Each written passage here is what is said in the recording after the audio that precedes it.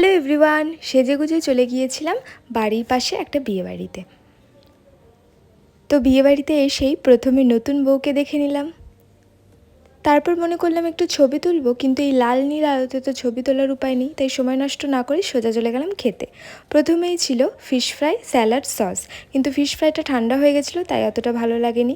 তারপর ছিল বেবি নান, চানা মশলা, এটা খেতে ভীষণ ভালো লেগেছিলো।